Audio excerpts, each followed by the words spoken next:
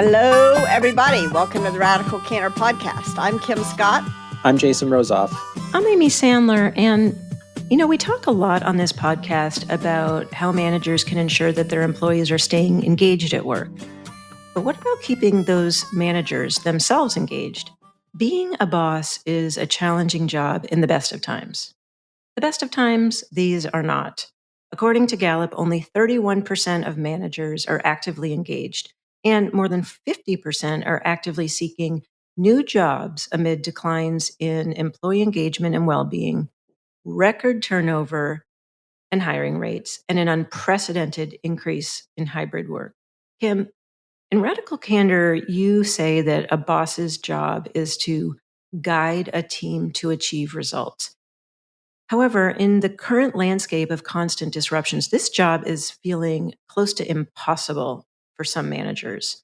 And what's more, those very same disengaged managers are leading to disengaged teams. And what we're really talking about in many ways, and for a lot of folks, is burnout. And according to the National Institutes of Health, burnout is a psychological syndrome emerging as a prolonged response to chronic interpersonal stressors on the job. The three key dimensions of this response are an overwhelming exhaustion, check, feelings of cynicism and detachment from the job, and a sense of ineffectiveness and lack of accomplishment. I just had one of those. I just had the exhaustion. But I've been feeling cynical. I've been struggling with my feelings of cynicism. I don't know about detachment, but sometimes it's hard not to feel cynical in this world. Yeah, and it's interesting also on that sense of ineffectiveness and lack of accomplishment, because I know for you, one of the things we talk a lot about is like you want to feel like what you're doing has an impact. Yes, and some days I feel like. Well, I don't know anybody who feels like they're having all the impact that they want to have. And honestly, if they are, they're probably having too much impact. Like I think we all like there's one of my favorite books of all times is this book by Ian McEwan, and Enduring Love it's called. And it begins with this sort of tragic situation where somebody is piloting a hot air balloon and it gets out of control, and there's all these people like trying to help out and the narrator of the book says, I feel certain that if I were the uncontested leader, the tragedy would not have happened. And I feel that way all the time. And yet at the same time, I also know that if I were the uncontested leader, all this shit would be happening anyway. Like the solution is not to be the uncontested leader, even though I think it's a very much of this human imagination. We all like to think if we were in charge of the world, it would be a better place. Yeah, I'm curious, Jason, as you're listening to the definition from burnout, just where are you checking in on this with these three key dimensions, the overwhelming exhaustion, the feelings of cynicism and detachment from the job, and the sense of ineffectiveness and lack of accomplishment? I would say I'm with Kim. I'm feeling a little cynical, but otherwise I'm not ticking any of the boxes. I don't feel overwhelmingly exhausted. I certainly don't feel detached from the job, and I feel like we have accomplished a lot. And I feel like I also personally have accomplished a lot over the last year.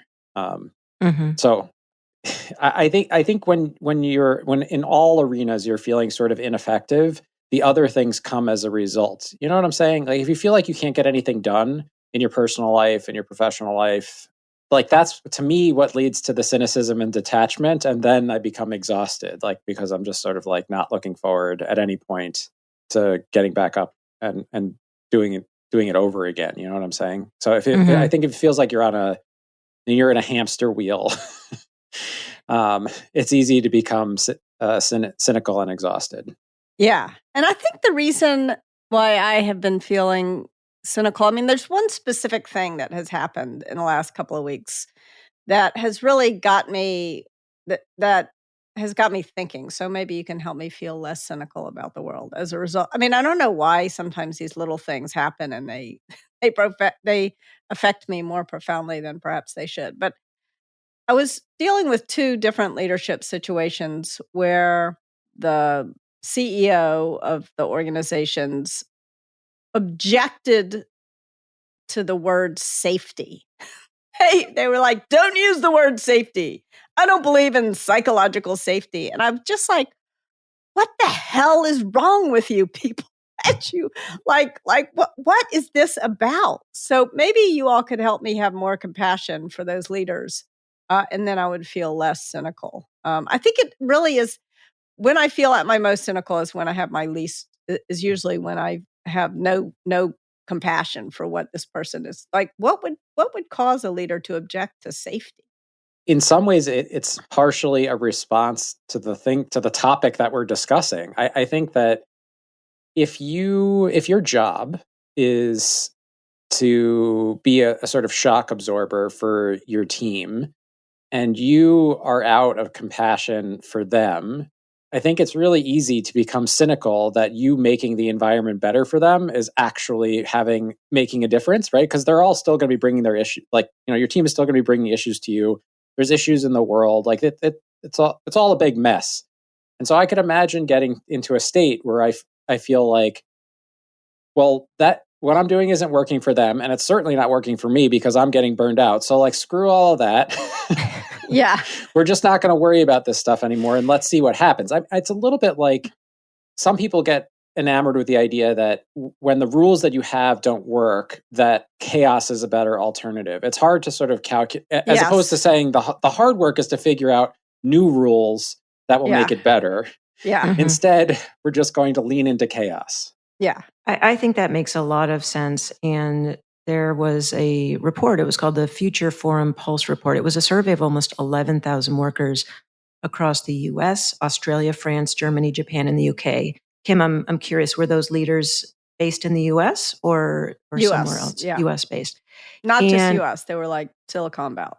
Mhm. if we may be even more specific. And this Future Forum Pulse report found that executives' sentiment and experience scores had sunk to record lows. And this was compared to a year ago. Execs reported a 15% decline in the working environment, 20% drop in work-life balance, and a 40% increase in work-related stress and anxiety. And the VP and co-founder of Future Forum, Sheila Subramian, said, quote, "We're in the midst of the biggest workplace paradigm shift we're likely to see in our lifetimes, and leaders are feeling that pressure." And she added that the shifting macroeconomic conditions, great resignation, which we've talked about on other podcasts, and the changing demands of employees around flexibility make it, quote, "harder to lead with confidence. You can no longer rely on the old leadership playbooks." And I'm wondering if we also add in not just the changing demands of employees around flexibility, but also perhaps around psychological safety and maybe a sense of how can I know for my thousands of employees what psychological safety is going to look like for each individual person. And I think it goes back to what Jason was saying of just this sense of like, I can't please everyone and I can't make it all work for everyone. And so it can feel overwhelming. Thinking back to the conversation we had around Amy Edmondson, with Amy Edmondson on psychological safety, and this idea that it might actually land very differently for individual people. And I'm also wondering if there's any intergenerational challenge around that. Like, well, I didn't have psychological safety when I was becoming a leader, and now people are wanting, I don't know if there's any pushback on that. I'll add one other observation, which is that it could be an objection to the word safety. I think that there is a core tenet, and maybe it's like confusing intellectual safety and psychological safety. I think maybe those two ideas might be conflated here as well, and might lead to an objection. There's a liberal idea that we shouldn't foster intellectual safety, right? The liberal idea is like we live in a market of ideas, and in a market of ideas, our goal is to share them as clearly as we possibly can, and to have those ideas sort of like fight with one another to come up with some way forward, right? To find a way forward. And I think people hear that there's a thing that is happening right now, which is that there's a debate going on to the degree to which we should create intellectual safety, the ability to sort of like live inside of a bubble and not have to worry about what people who don't agree with you think, et cetera. And so I think there's on the far end of liberal is libertarian, and I think there's like a high degree of overlap between especially like leadership in Silicon Valley and sort of like libertarian values. And this is like, I think, a battleground there. And the difference between intellectual safety and psychological safety is really important, because psychological safety is what's required to get people to feel confident that they can actually voice their idea. In order to create intellectual combat, like to actually get the ideas to stand up against each other, people need to feel psychologically safe to share their ideas, to feel like I can say what I need to say without feeling like I'm going to be cast out of the tribe. Yeah, I think also there's a lot of confusion between safety, comfort, and shame. And I think like there so I think that often in order to be able to embrace the discomfort, you need to feel safe. Like and feeling unsafe is very different from feeling uncomfortable. Like we have to feel uncomfortable in order to grow. And that to me, when I hear psychological safety, I imagine a world in which that it is safe to be uncomfortable. And I think that's not always what other people are hearing. And I also think that when we are challenged, especially when we're challenged if we've said or done something that's biased, that is uncomfortable, but I think it goes beyond discomfort. I think there we feel ashamed. And in that case, we have to own our own shame. You can't expect that other people are going to prevent you from ever feeling ashamed, because that's like the path to deep denial. And so I think that sometimes there's a lot of confusion around those three things. But I think this conversation is just an interesting example of why it's so hard to be a manager right now. Because, like, to some degree, like, these are deep sort of social fabric, societal questions. Like, what is the social contract? You know what I'm saying? Like, and I think what the author of the Foreign Pulse report was getting at is like, there's a shift that's happening as to sort of like what is a part of work and what is not a part of work. You know what I'm saying? Like what should people be able to say at work or not able to say or not be able to say at work? And I don't think leaders had the tools to lead in the world before this shift happened. Like I don't think they were well equipped to lead before the shift happened. And I think the shift is making things worse. Yes. And I think there's another confounding factor in the shift. It's not only just macroeconomic conditions and the great resignation and the changing demands of employees, but I think there's a real shift in sort of what leadership means and what good leadership looks like. And that's the shift from the old sort of command and control sort of approach to leadership to a new, more relationship-based approach to leadership. And I think a lot of people, when they become managers for the first time, they kind of fall back on this old command and control, and they expect people to to do what they say. And people don't, that I don't think it's ever happened that people do what a leader says automatically. But people are more likely to be I think in today's world, especially younger employees, but even some older employees are more likely to say, no, I'm not going to do that. And I think a lot of leaders then feel a sense of humiliation when they get that kind of feedback. And you must do what I say. And then people are like, no, I don't. No, I don't.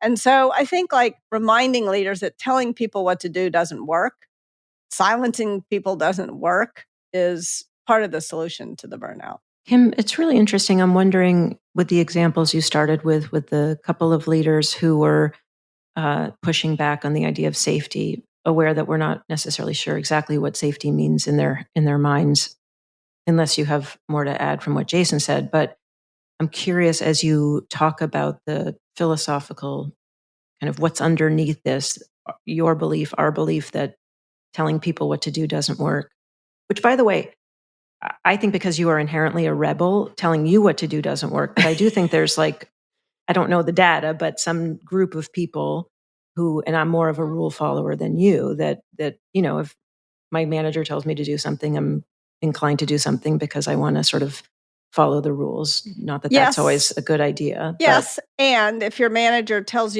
asks you what you think should be done, they're more likely to get a better idea. They're more likely to get better Absolutely. work out of you, which is why telling me what to do doesn't work for one reason. Telling you what to do doesn't work for a slight. You might do it. Like, it doesn't work for me because I won't do it. It might work for you because you will do it, but either way, we don't get. But not as well. And I'll be like Yeah, seething with resentment. and And so I'm eventually you'll quit. Yes, that is true. That is true. If I have other options and Yeah. all of that. I think what's interesting also about what you were saying was around, and again, only to the extent that this is helpful and you have more specifics, but the folks that you're imagining, do you think that their philosophy is more command and control rather than collaborative? I think in one case, this manager who is really flaming out, and part of the reason for the flame out is that they're taking a command and control approach to the situation, and it is not working. It's like I have a chicken and egg question in my mind, which is like, which is it the flame out that's leading to the command and control, or is it the command and control that's leading to the flame out? Really good, yeah. Because I feel like as a natural human reaction, at least most of the humans that I know, when things feel out of control, you try to take control where you can. Yes. And this is a place, especially, speaking as the CEO of a company, it feels like, I feel like I have a, reasonable amount of power in this situation. And so shouldn't I be able to control what's going on? And I could imagine a situation where I was feeling desperate enough that would come out in some way, shape, or form. That would be my reaction, my response to a situation feeling out of control would be to try to exert control. And I think what you're saying, Kim, that I strongly agree with, is that there are unintended consequences of making that choice. Meaning, to Amy's point, you might be able to control some people, but you're going to wind up pissing off a whole lot of people that you absolutely need not to piss off in order for you to have any semblance of, in order to reduce the loss of control that you're feeling. Yeah, and I would say what's happening in the situation that I'm thinking of is this leader is feeling out of control. You're right. That some stuff went wrong, and so trying to exert control and thereby losing, thereby having to confront like quite explicitly that they're not in control. And therefore feeling more, it's a vicious cycle, feeling more out of control. So trying even harder to exert control. And this leader who is afraid of revolution is fomenting revolution, like with their actions. That this leader is creating exactly what they fear will happen with their actions. And it's just so unnecessary. Yeah. Yeah. And I think the value of having, you being able to observe it from the outside, and Jason, your point was such a good one. It's interesting because going back to that Future Foreign Pulse report, this was from fall 2022, I think it still stands. One of their key recommendations was for leaders to lead with trust by offering more choice and flexibility. And I know we talked about this before with the the Great Resignation and quiet quitting, but Kim, it seems like the last thing this person is open to doing is leading with trust by offering choice and flexibility. No. That would No, that's not in this leader's bag of tricks, nor is compassion. And like one of the things that's so horrible about the situation is that I talked to this leader's boss, and this leader's boss said, well, this person is, more of a quantitative person and not very good at showing they care personally. And but you got to give them a pass because they're good at other things. And, I don't think even the leader, at this point, I think this leader is not going to succeed. So the leader will go whether they want to or not. But the problem is that if this leader's boss wanted to support this leader, then what the leader's boss would have done is to say, here are some ways, like there's a gap in your skill set. This is not something you're good at. And here are some things that you could either delegate, you could have someone else like lead these specific meetings, you could come up with an ideas team.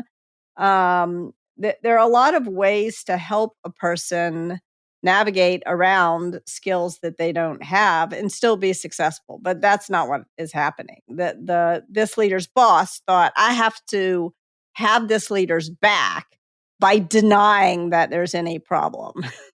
And so it's a tragic situation. And I feel it's not one that I'm able to do anything. I'm not able to fix it.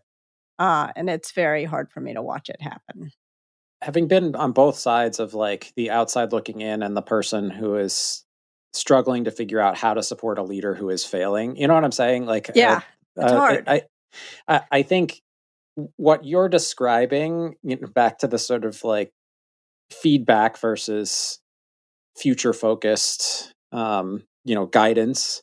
This question of, are we looking backwards to say what's going wrong? Or are we looking forwards to say like how it could go different in the future? And I think what part of what you're saying is like this person it's like the worst of all worlds. They're not discussing what went wrong, and they're also not making suggestions about how the future could be better. Yeah. And so we're recreating the problem over and over again. Yeah, and making it worse. And this leader is burning out, and their team is burning out even faster. When a leader is burnt out, it usually happens that their team is even more burnt out. That burnout is something that rolls downhill, and it's like a snowball. It's worse at the bottom of the hill than at the top. Yeah, and it's really interesting. Yeah, when you were talking about sort of, is this leader resourced to actually handle it? And one of the things that came from Gallup under an article called "The Manager Squeeze: How the New Workplace is Testing Team Leaders," in addition to managers needing to be consistent and clearly communicating, and making sure good is well defined. What's actually going on. Only 3 in 10 managers are agreeing that their supervisor keeps them informed about what's going on in their organization. So, sort of that lack of clarity can burn people out. But also, only 48% of managers strongly agree that they currently have the skills needed to be exceptional at their job. So there was a real need for more training and development. Interestingly, from Gallup, they actually call one of the key skills teaching managers to have meaningful conversations at the right frequency with their teams. And this is in fact exacerbated with hybrid teams. So I'm curious, Kim, even in that example, just to sort of have the conversation around a specific example for folks that might be struggling with this, how often is this manager, this leader having conversations with their team members? Well, they're not. And maybe the word meaningful or helpful conversation should be added. Important. No, one of the many problems in the situation is that as part of trying to regain control of the situation, the leader canceled the meeting that all employees had. And not only is this leader not having meaningful conversations with their employees, this leader is trying to prevent employees from talking to each other. And should I say that was number 4, community of shared accountability? Yeah, there's not only is there no shared accountability, like this leader is actively thwarting community on the team. It's like, it's so awful to watch. And I actually have compassion. This leader is not a bad person. This leader is a well-intentioned person, but has been getting terrible advice from their leadership, has been getting, as you said, like, no communication or poor communication from above, has gotten 0 training and development. And in fact, I felt bad about the situation and offered to coach this leader. And both the leader and the leader's manager said, no, don't talk. that was number 3. Sorry, coaching support to prevent burnout. I wanted to. I like this leader, and I wanted to help. And I mean, and maybe like I want to acknowledge maybe I have some ego that they didn't want me to coach them. Like maybe I feel sad about that. But I suggested other people, if not me, like get somebody. But no, that was not. I mean, what was going to happen. Yeah, I know it's not quite the same thing, but as you were describing that, Kim, it made me think of the advice that I got when I was doing my scuba certification, which is never try to help a drowning person by jumping in the water with them. That is what I did. That is exactly what I did. Oh my God. Because then there will be 2 people to rescue.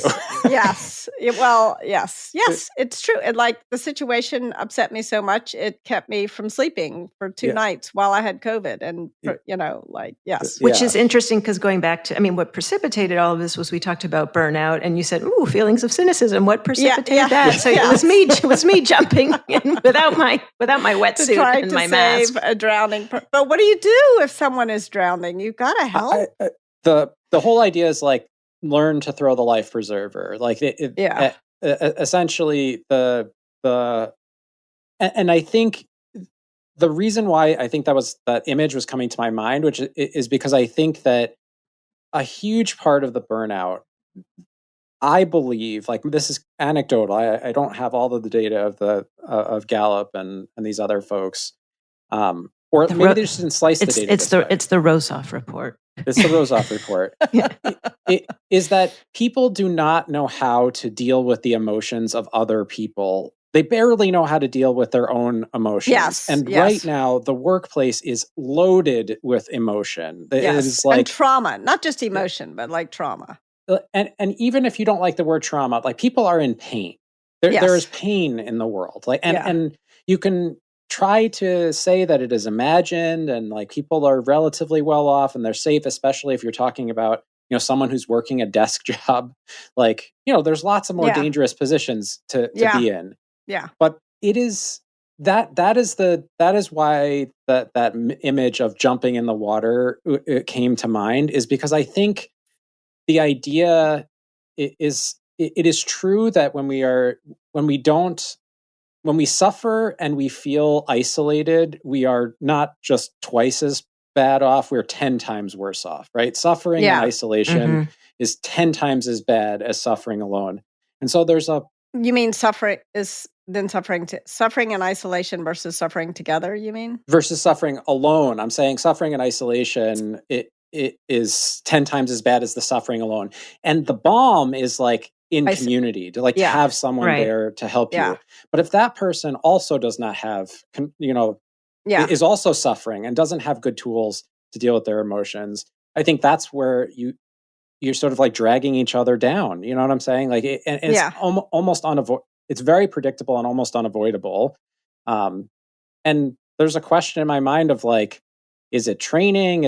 Coaching seems like a good idea, but can you get a coach for every person on your team? Probably not. Like most people can't afford to get a coach for every person on their team. Can you get therapy for the people on your team who need therapy? Most insurance companies don't pay for therapy. It's really hard as a manager to know what to do. And I feel strongly about this because for the same reason that you described, Kim, which is like I've had many of these conversations with managers who are in bad situations and almost entirely of their own making, or at least they made it much worse, like their own choices and behavior made it much worse. And you talk to them, and as you peel back the layers, you realize like this person didn't really know what they were doing. They didn't have the tools to deal with it properly. Now they might be so defensive, they're unwilling to hear an offer of help and see it for the life, the life preserver that it is. But you can have compassion for it. You can see it for the sort of tragedy that it is, which is a difficult situation, a nearly impossible one to come out of unscathed, left the person feeling under-resourced emotionally, tactically, etc. And then they made more mistakes, which made the situation worse. And now they're dealing with the consequences of that. And so how to help? Like let's imagine, let's talk about what to do if you're the burned out manager. But before we talk about that, Let's talk for a moment about what to do if you have a burned out manager who is, you can have some compassion for their burnout, but how do you prevent them from dragging you and your whole team Yeah. down with them? I love that question. And actually, Brandy, are you willing to jump in here too? Because I did want to get your perspective on this. I think one of the things that I really appreciate was even just starting this conversation off and asking Jason where you stood on the definition of burnout and Kim where you stood on the definition of burnout. And so, Brandy, since we both report to these fine folks, maybe we can role play a little bit from that perspective. But before we do, Brandy, since we actually started this conversation talking about how you're still navigating through the impact of COVID, as is Kim, I'm curious, how does having been sick for the past couple of weeks layer into this definition of burnout that we talked about? I kind of feel like it's just, I will say that there was a point on like Friday evening where Bodhi almost bit somebody at the dog park and I wasn't feeling well and I couldn't stop coughing. And I was like, I'm just all done. Like it's too much. I can't handle anything anymore. It just feels like the past few years have just culminated for me in that moment. And I just felt so defeated.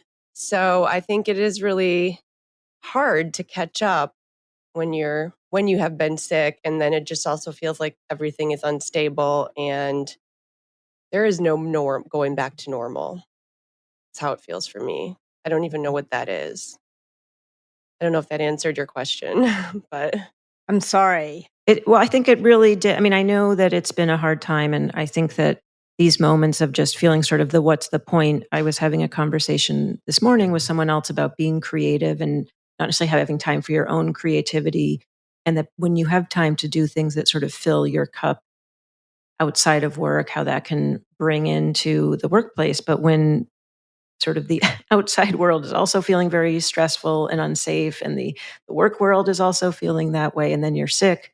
The other thing, Brandy, and I don't know if this adds to it for you, is just this feeling of like the cumulative grief and exhaustion of the yes. past few years. And so it's not like this is like you were sick and you had a rough week. It's like it's 3 years. Yeah. And I mean, I'm not a manager right now, but I, in my life, tend to be kind of the like trash can for other people's problems. So, I think in like one day I had like my brother and two friends all texting me this really terrible stuff. And it's hard. So I imagine it must be like that for some managers where you're having to hold all of these emotions for these other people, but you're barely able to hold your own. And that feels very hard right now. And it does feel cumulative and it doesn't feel like it's going to get better, I think is the biggest issue. But it doesn't feel like there's an end in sight. Time has no meaning at all to me. It all feels very existential. Yeah, and so first of all, I just want to say, Brandy, if there's anything that we can do to help you feel like we've got your back, and that there are many balls you can lay down or toss to us, and we will catch them for you. I hope that you will toss us those balls. I also think like one of the things that can contribute to burnout is this feeling trapped. And I had this when I was sick the last couple of weeks, I was like, "Oh my gosh, I'm like canceling all these things so that I can recover, but then I'm dreading getting well because I'm going to be so like I'm going to get sick again because there's all this stuff that is piling up." And I have a version of the same feeling sometimes when I go on vacation. I'm like, I'm canceling all this stuff, like, but all these, and I'm not going to check emails. And then like all these emails, 14,000 emails and so I think the more we can consciously say, like, we're not going to check all those emails that piled up on our way when we were on vacation. Like, and we're not going to try to catch up after we were sick. We're like going to cancel some things. So the more things that we can take off your to-do list and put on the proactive forbearance list, I think I think that will, I don't know if it'll help. That's what has helped to me when I feel that way. Brandy and I have had direct conversations about this. I think it's like, it's got to be okay for stuff not to happen. And I know that like sometimes it's existential for the company, but most of the time it's not. And I think there's a lot of like confusion about that, about like when you can drop a ball and not only safely drop that ball, but like ignore that the ball even exists. Like don't like you know what I'm saying? Like, forget about the ball. Correct, exactly. It's like it's Pop not it. even. Yes, that's why the idea of the proactive forbearance list is so potentially powerful. If you do have the psychological fortitude to look at it and feel good about not doing the things. I will say the one downside of proactive forbearance for me is that list is sort of a reminder that I failed. Yeah. It becomes a to-do list that's still there. It's like, no. Proactive forbearance means I'm not going to do it. I'm never going to do it. Maybe it needs to be. Maybe it needs that name, because for me, when I think of proactive forbearance, there's an element, and again, this is like my inner critic, but it's just like, it's important. Like here's a list of your failures. No. Kim, I know that's not the intent. I'm just saying that there's another. It does take like I think when Jason said you have sort of the psychological fortitude. I mean, I think, for me, my own experiences of burnout, when it does feel like just there is a mismatch between number of hours in a day, my energy level, and the amount of work that has to be done. Like something is going to give. And what has tended to happen is, because I don't want the ball to drop, what's given is sort of my capacity. And I'm very aware after the last few years and age and what, like I actually don't have that. Like I do have to be more selective, and I feel very fortunate. I'm in the kind of role where I can be more intentional, but I'm aware if there was this constant feeling of like, if Brandy's doing, for example, social media is one thing in the docket, it's like, it's not like that's ever something that stops. Right. So feeling like, let's say there's something that is more of an ongoing piece, I do think it takes both the workplace boss saying this is actually a ball that can be dropped, and then it's our responsibility to actually become more okay with the ball being dropped. But I will say that is a practice I have had to do for myself. I think we need to celebrate it, the ball being dropped. Like I had a professor at business school who said, if you don't miss a few flights, you're spending too much time at the airport.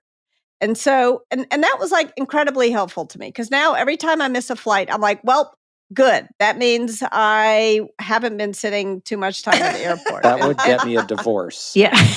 Yes, I can only do that when traveling alone. When traveling with Andy, I have to be prepared to spend more time at the airport.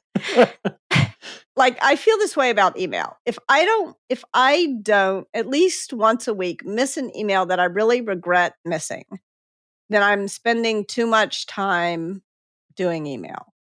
And so when I miss that email that I do regret missing, like it's not that I'm pretending that, well, maybe this is a way of pretending that I don't feel regret, but I try to realize that having caught that email would have come at too high a price. And which is me spending 2 hours every day doing email, which is just not, I've got better uses of my time. And so I think part of and I will burn out. If I spend 2 hours a day doing email, I will burn out. I will get pissed off. I'll be grouchy. I'll start replying to emails in the rudest, least care personally possible way, because I'll be resentful of people for sending me. Like so I think trying to. So what would it look like to celebrate the splat? Well, I mean, I will tell you. So I'll give you a very specific example. Like I've been very eager to to teach a class on management to like help with, this more training and development burnout thing that we were just talking about. Mm-hmm. I want to teach a class at Harvard Business School on management, because I felt like I learned a lot at business school, but I didn't learn much about how to manage people. And so there's a senior no person. Comment on the irony there, but please go on. So I sent an email to Deb Spar, who is a senior leader at Harvard Business School, and she's like, "Yes, I love this idea. Let's do it." I missed her reply, and she sent me a reply 2 weeks after that saying, "Did you get my email? Missed that one also." And then I was thinking, why did Deb never reply to me? And I did a search and I saw this and I was like, oh my gosh, I'm so sorry, but luckily Deb is a person who does not have a big ego about people missing their emails. And she laughed and it was like, so it turned into like a funny thing between the two of us. And now we're back on track. Can I add one more coda to the story? Yeah. So as you know, I'm very committed to getting my deadlines met. And as I'm very I recall, committed to missing mine. Well, but ironically, or if that's even the right word, and I will check with Alanis Morissette if any of our listeners are of that era. Jason is usually our generational checkpoint. But Kim, you would ask me to help put something together because I used to write case studies at Harvard Business School, and you wanted to like put a document into that language. And it was kind of last minute when we talked. It was like a Friday, and then you need something by like a Tuesday, and then I had a very busy Monday. So ordinarily I would have been like working on the weekend, and Kim wants me to do this thing, and I really need to do it, and it's really important, and it's Monday. And then I was like, I'm too busy. Like I'm going to have to start to look at it on Tuesday. And then I checked in with, I can't remember who reached out to whom, but you were like, oh, what I sent was actually good enough already. So I was like, oh my gosh, it actually worked out. That's that I had to celebrate missing your death. I was like, so I think there's something to it. Yeah. There's something to celebrating missing, like especially if you're working on not holding yourself, like not being punishing to yourself on deadlines, on forgiving yourself for missing some deadlines. Yeah. There's a quotation, I haven't dug deeply into this, that's attributed to Douglas Adams, who wrote The Hitchhiker's Guide to the Galaxy. And the quotation is, I love deadlines. I like the whooshing sound they make as they fly by. Yeah. So some people love deadlines. Deadline is not useful to me at all.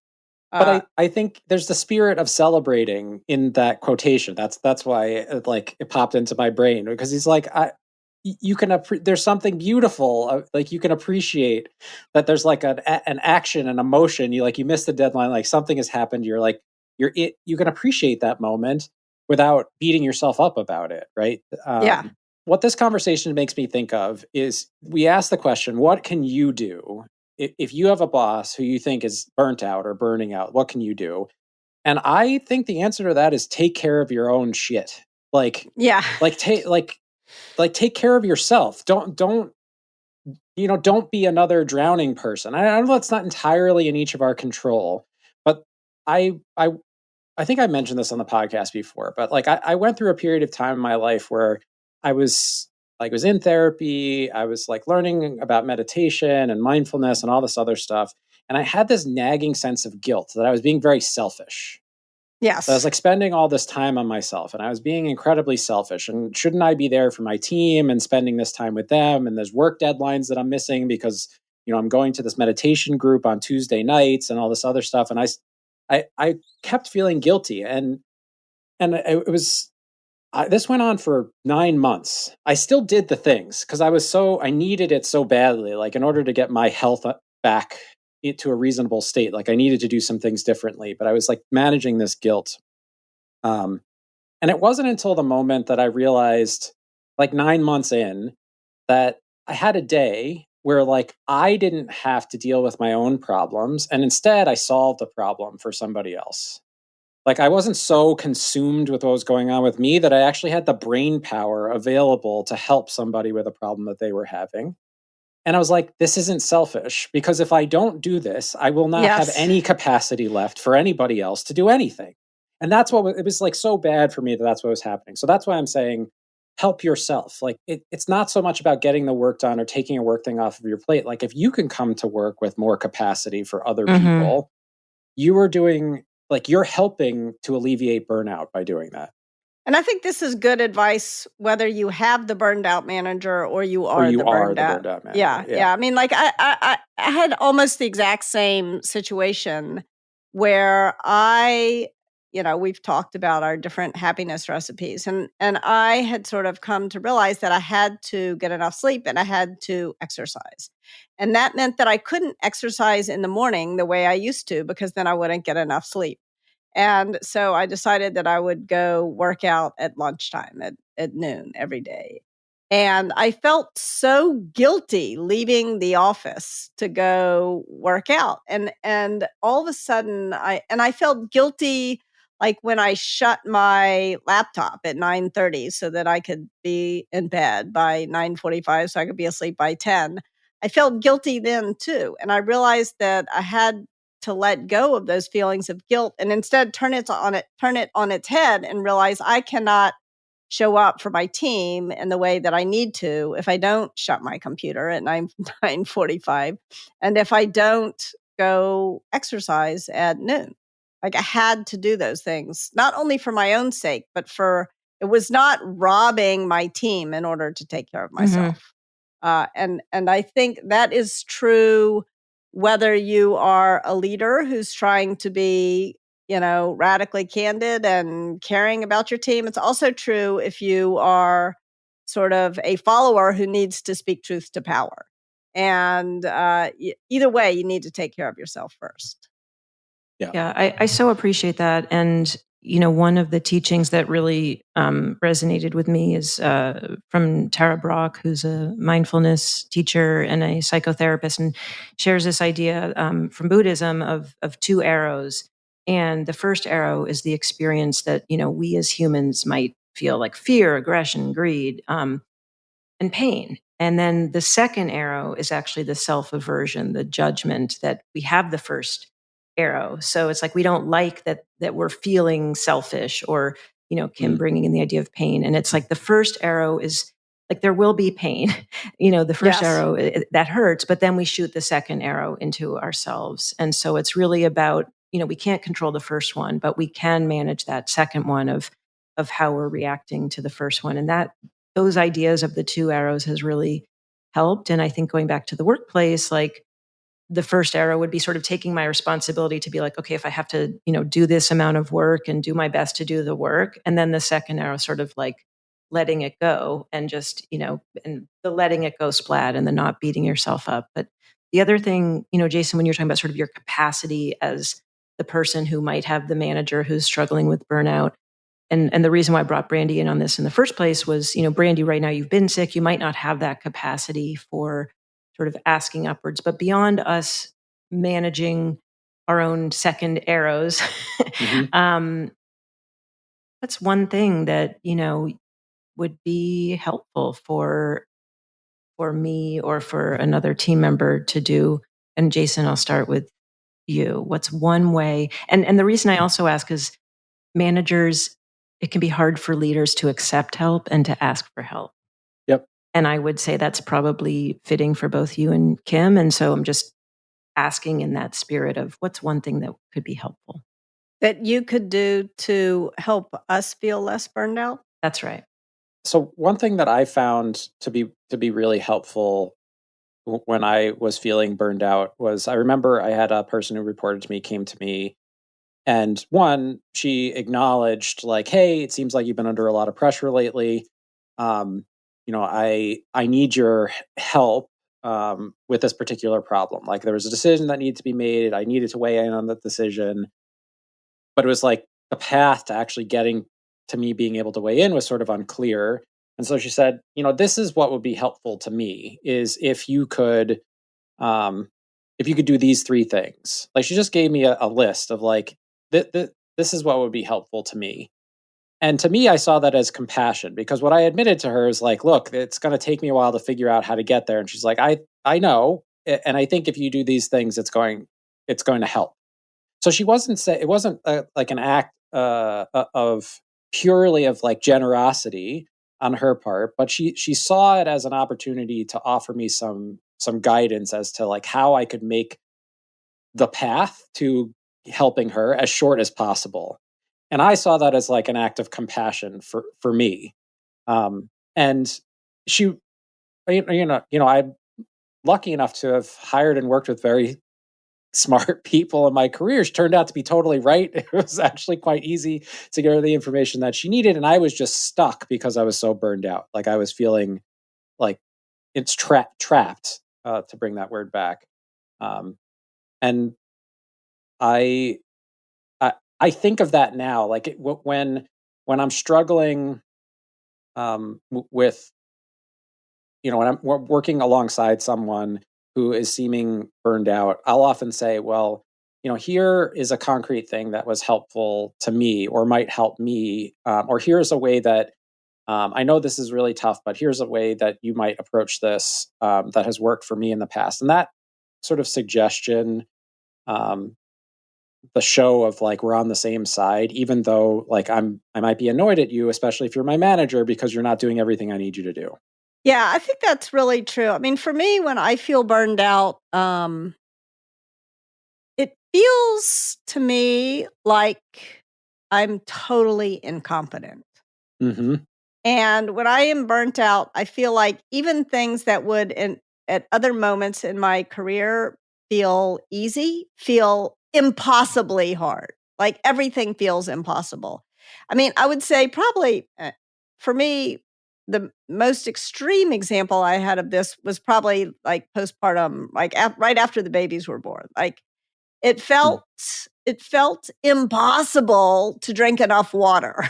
It felt impossible to eat. It felt, and then I remember I had to give a talk at my high school. We were going back to Memphis we took the kids back and like, I do not have a hard time getting up in front of people usually and giving a talk. And this felt terrifying to me. Like absolute. So it's like some version of incompetence and fear of things that ordinarily do not cause me to feel afraid. And I often, I don't usually react at my best when I'm feeling incompetent and afraid. And so I think like the thing that I need when I'm feeling that way is, I think that's why your story is so good, Jason. You had someone who came and said, "Here's what you can do that would be helpful." Like I want to be helpful to people, and I want, so here's the fastest possible way for you to demonstrate your competence. Yeah, exactly. And that's why, like Amy, the other day, you said, "I understand now what I can do to show Kim I care is to end on time." Like that was really meaningful to me. Because that is true. Like giving me a few extra minutes back is worth more to me than checking in and seeing if I'm okay. Like I remember at one point I was really burned out. This was when we were shutting down Candor Inc. And I was really burned out and really stressed out. I was like at my wit's end. Not just at my wit's end. I had lost a ton of weight. I couldn't sleep. I couldn't eat. Like I was at my physical rope's end as well. And my father, who we've talked about, who I love dearly, called me and like yelled at me for why wasn't I turning to him for help and spending more time talking to him about this. And I was like, I just told you what I need from you is like, just back the fuck off and let me like try to deal with my own stuff. Like I need time. That's what I need. That's usually when I'm burnt out, I need more time. Kim, I so appreciate that. And also even just I love hearing about your relationship with your father. And it resonates so much with me because I think, we are so different, and what care personally looks like for me is exactly what is not care personally for you, and vice versa. And so like, I feel so, and we both want to help so much. And so for me to hear that I can do something that is helpful for you, it makes me so happy. So with that, I really want to end this podcast so we can get you out and give you a few extra minutes. Yeah. That was not a passive aggressive way of saying, I'm tired of this conversation. I'm enjoying this conversation. But I just, first of all, I want to acknowledge, like, even hearing you talk about just your aversion to feeling incompetent. And, I will often think, how can Kim, like, I look at your schedule and I just marvel, how do you do it? And so I hope that our listeners get the same feeling that I had as I listened to you, which is like, managers are people too, leaders are people too. The more that we can see that and acknowledge that, the more we can actually start to look at what would be most helpful for that person. Yes. And to really, and by the way, it could be a total win-win because now you've got 15 extra minutes or whatever it was, Yeah. So I'm really touched by that. And also, Jason, what you shared before we close, Brandy, since I brought you in on the burnout front, was there anything more that you wanted to echo what Kim said about the feeling incompetent. And I think a couple of weeks ago, Kim, you and I talked, and I was like, maybe I'm just doing life wrong. Like, I don't feel like I have time to eat or I can drink enough water. All those things seem very hard for me when I'm burnt out. I don't know how people fit all those things into a day at the best of times, let alone when you're burnt out. So yeah, just I guess acknowledging that like everybody goes through that. I'm not the only dehydrated person or person who doesn't have time to prepare meals. But it feels like that sometimes. Like, why does everyone else seem fine and I can? Yeah. Why is everyone else drinking all this water? A sip of water. And then I beat myself up for like relaxing at night. Like, well, I could until bed be doing work, but that's not. I don't want to spend all my time working. It's kind of a vicious circle. Yes, and I think the only thing we haven't discussed yet about dealing with burnout. So if you're the manager who has burnout, like I'm recommending radical self-care. Like if you're burned out, like I think you have to overcorrect because almost everything you're going to do is going to be an undercorrection. Like the things that seem sensible are going to be an undercorrection. You know what I'm saying? So if it's like, if you feel like therapy twice a month would be better than therapy once a month, but like you only really have time for therapy once a month, you need to do therapy twice a month. Like, 4 times a month. Yeah. Yeah. Like everything you're thinking that is reasonable is going to be an undercorrection. If you think, getting out for a walk twice a week would be helpful, getting out for a walk every day is going to be more helpful than getting out for a walk twice a week. So I'm like recommending people think radically about how they can start to recharge their batteries. So that's thing number one. And thing number two that we haven't, that I don't think we talked about at all was the importance of momentum. I think one of the hardest parts about coming out of burnout is it's very easy to slip back in because something's going to go wrong. Things are going to go like you're not at your best, even though you start to feel better. Let's say you start to feel a bit more energized. You've got your own emotional regulation back under control. You're exercising a little bit more. You start to feel a little bit better. You're not at your best. You're not at your peak performance. And so things that shouldn't go wrong are going to go wrong. Yes. Not only do you not need to, is it important not to judge yourself about that? I think it's really important to think about how you can break things down into clear, achievable milestones or goals or moments. And Kim, your point about email is like, I think if I was in your shoes, I would say I'm going to, and I was burnt out, but I still need to do email, knowing how much I hate it. I feel like it's robbing me of my time. I would set a thing, which is like, I'm going to do email for 15 minutes at this time of day. Yeah. That, and when I'm done with that, I'm going to celebrate. I'm going to feel like, yes, I've done that thing, even though I know I didn't want to do it and it was hard, but I did it. I sat down, I did 15 minutes of email. And that seems so trivial when you're like, I'm managing a team of 150 people. Yeah. But that's my point about momentum is like, the team of 150 is going to be flopping all over the place. Things are going to be going wrong. You're not going to know what's going on, but you can control, like find those things that you can control that you can actually get done, commit to doing them and like tick them off a list. Like for me, physically, like keeping track of stuff on the computer is great for me when I'm not burned out. But when I am burned out, I literally need to cross stuff off a list in order to feel like I've done anything.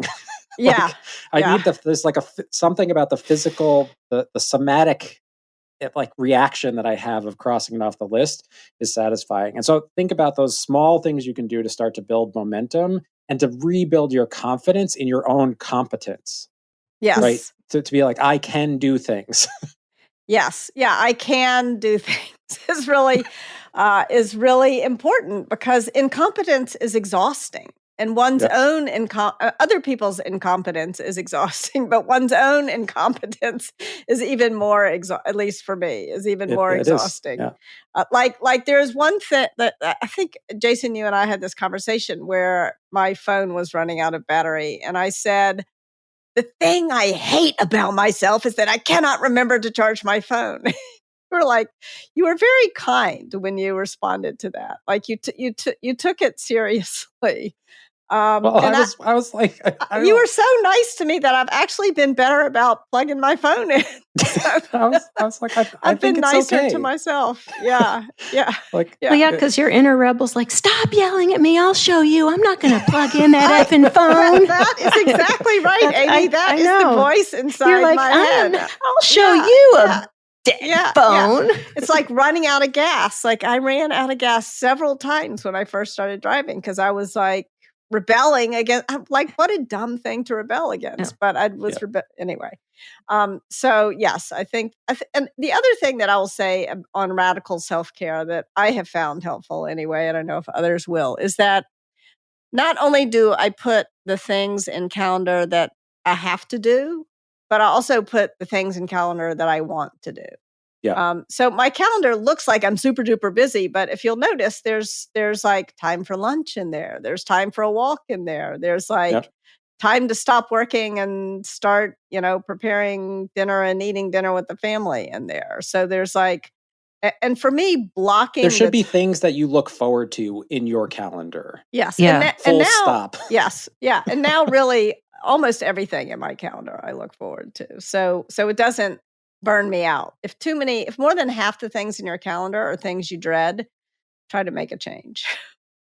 Well, on that note, let's get into our tips. All right, let's do it. To start putting radical self-care into practice. Tip number 1, radical self-care.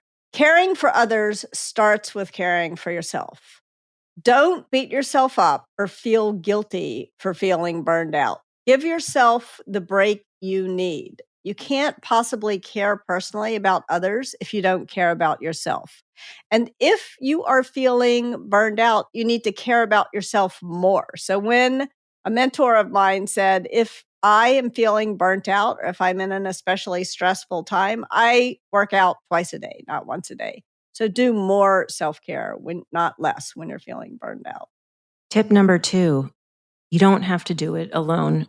Seek community. If you're a manager, you can find a mentor, a coach, peer group, other people who are going through similar things as you for guidance, community, and most of all, support. We don't have to do this alone. It might be self-care, but we can do self-care in community.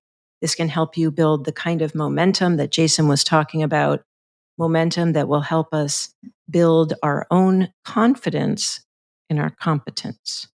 Tip number 3, if you're not a manager and you think your manager is dealing with burnout or you're dealing with burnout yourself, tips 1 and 2 apply equally well to you.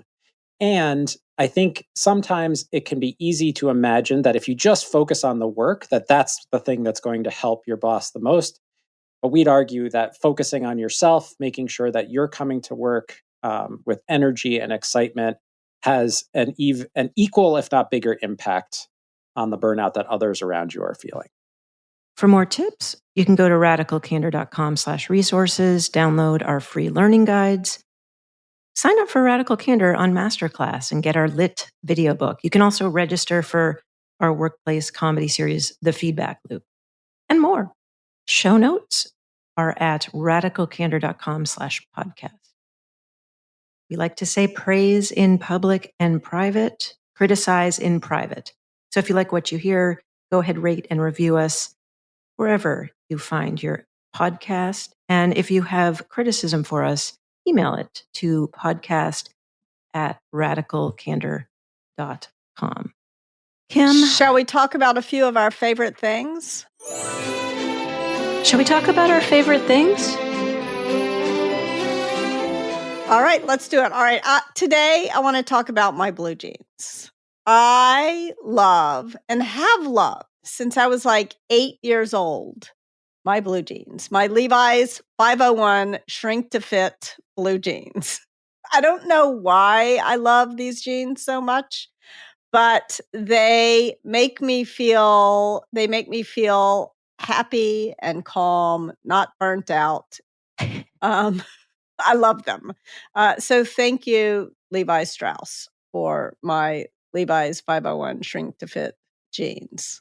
I'm so excited to keep this conversation going. In the meantime, go get your Levi's 501 jeans. And they're on already, I promise. Okay. I'm not sitting here in my undies. Although we could... but I am. How did we get there? I don't know. All right, with that, bye. Take care. Bye. The Radical Candor podcast is based on the book Radical Candor, Be a Kick-Ass Boss Without Losing Your Humanity by Kim Scott. Episodes are written and produced by Brandy Neal with script editing by me, Amy Sandler. The show features Radical Candor co-founders Kim Scott and Jason Rosoff and is hosted by me, still Amy Sandler. Nick Carissimi is our audio engineer. The Radical Candor podcast theme music was composed by Cliff Goldmacher. Follow us on LinkedIn, Radical Candor the Company, and visit us at radicalcandor.com.